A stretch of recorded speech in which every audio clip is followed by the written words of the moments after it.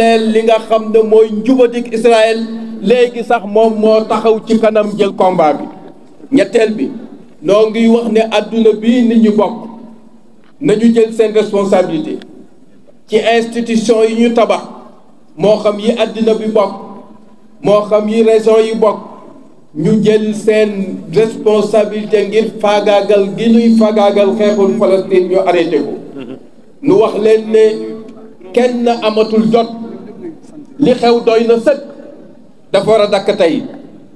noo ngi wax nañu dajale sunuy effort ñun ñëpp ngir wër ndomb gii nu wër Gaza wër ndomb ko Palestine nga xam ne dara mënu fa yegg wër ndomb googu nanu ko dakkal ñu ubbi ko bu ko defee lépp loo xam ne lii ndimbal muy tax ñu dund la mu yegg ci moom ñi nga xam ne dañu leen gaañ ñu yóbbu leen ñu faji leen ñi nga xam ne dañu war a am ndimbal ngir dund ñu jox leen ab dund. noo ngi feddali juróomeel sunu jàppale ak sunu dooleel ñi nga xam ne dañuy xeex ngir jot seen ak muy mouvement de résistance yi nga xam ne ñoo nekk ci Palestine te seen bopp tey Hamas nekk fa. noo ngi wax ne ñoom am nañu sañ-sañ ngir jël bépp moyen ngir défendre seeni ak jël défendre seen suuf woote jëme ci jihaad bu ubbi buntu jihaad ngir jullit ñi libéré seen bopp ngir adduna bi tegu ci dëgg. noo ngi xamale ne baat boobu ay at a ngi nii nuy maslaat waaye baat bi dekki na bés tey ilal jihaad ayyuha shabab. ñeenteel bi noo ngi wax ne li nekk ci adduna bi ci kër yi nga xam ne dañuy joxe xabaar kër yooyu nanu maandu ci xabaar yu nuy joxe.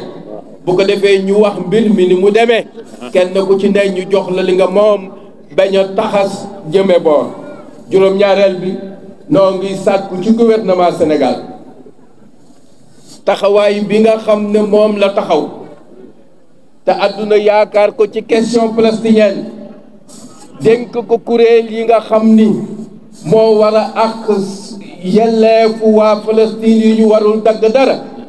réewum Sénégal boobu noo ngi koy sàkku taxawaayu jàmbure bii nga xam ne moom la wane ci fan yii ci at yii mu dellu ci gannaaw dem ci taxawaay bi nga xam ne moom la ñuy xaar ci moom te mooy mu yëngali diplomatie réew mu mag la ñu am moo xam ne am na diplomatie bu efficace am na histoire bu ko may mu imposé wu ci scène internationale bi.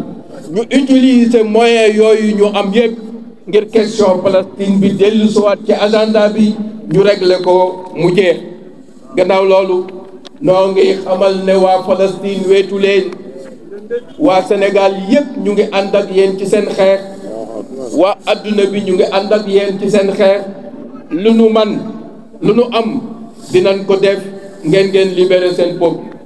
juróom-ñetteel bi mooy noo ngi wax ne nanu dogoo ak Israël dogoo gu mat ay njariñam nañu dogoog moom réew mu mag mi nga xam ne moo ngi koy soutenir nanu ko wane ne ab noon nga tànk yaa ngi taxaw taxawaay bi.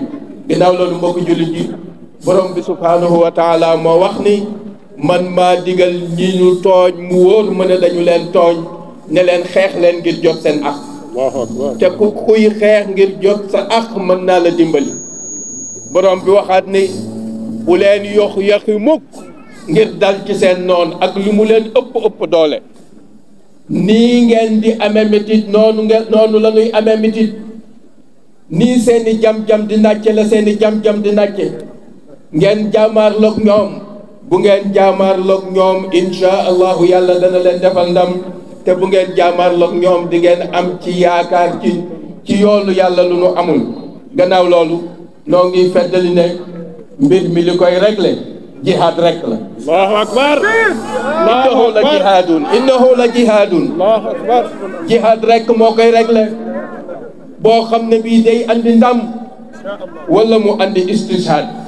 fii la ñu dindi woon jihaad ci question Palestine bi incha allahu fii la ñu ko ci delloo si tey lii la waa Sénégal wax wasalaamualeykum wa rahmatullah.